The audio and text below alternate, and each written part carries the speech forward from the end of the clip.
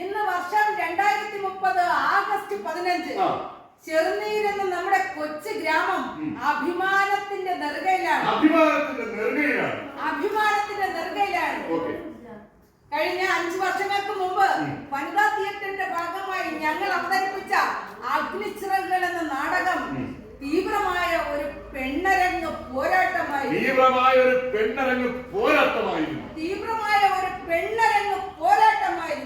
അവഗണനയുടെ അടയാളമായി കിടന്നിരുന്ന ചൂലുകൾ